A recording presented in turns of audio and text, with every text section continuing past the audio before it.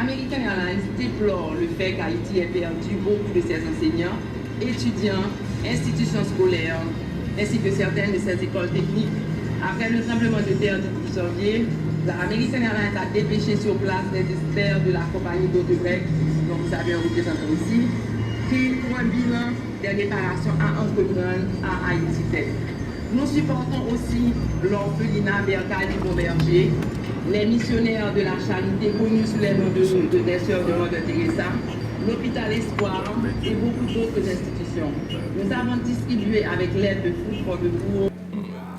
Après la catastrophe, on a pu remarquer que nous sommes tous pareils. Il n'y avait pas de noirs, de mulattes, de riches, de pauvres, d'intellectuels ou quoi. Il n'y avait que des hommes, que des humains qui souffraient et qu'on ne pouvait rien faire pour eux. Et les gens buvaient dans le même verre facilement. On se côtoyait, on se parlait. Il y a quelque chose qui doit rester dans tout ça. Quand on passe au Champ de Mars le soir, on n'a pas du tout l'impression que c'est pas une atmosphère de déprime. Les gens sont ceci dit, j'ai parlé à personne, je parle de ce que je ressens. Les vibrations, c'est pas des vibrations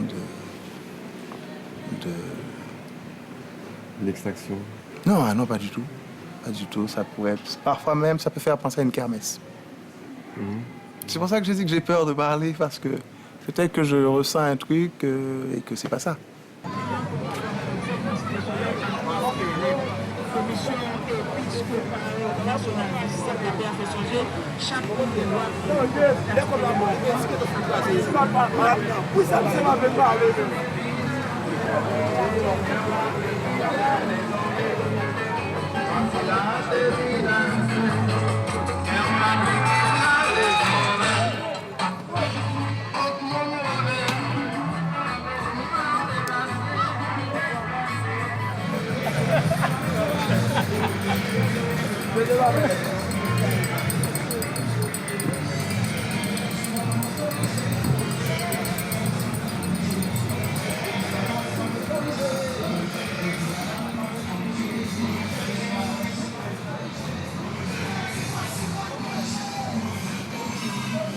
Ben, je trouve que c'est très bien. Je trouve que c'est magnifique dans ma culture. Cette capacité que les gens ont de garder leur sens de l'humour, de garder leur énergie, même quand ils sont dans une détresse terrible. Les Haïtiens sont des gens qui s'accrochent. Ils ne sont pas comme on voit certaines personnes dans les ascenseurs en Europe, qui regardent tous le sol parce qu'ils ont peur de se dire bonjour.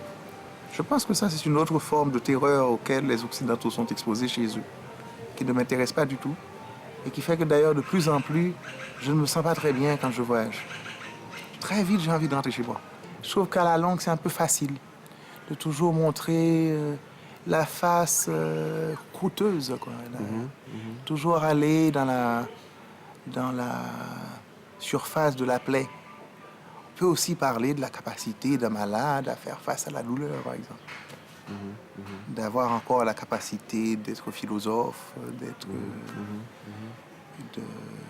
de rire. Comment sont ils? En forme. Ils sont en forme? Comment imaginer? Très bien. Ça tourne? Bien. Ok. Donc dans cette situation, tu as tous les vautours du monde et les nationaux également qui sont en train d'aiguiser leurs ongles et leurs becs et pour sauter sur la cagnotte du siècle.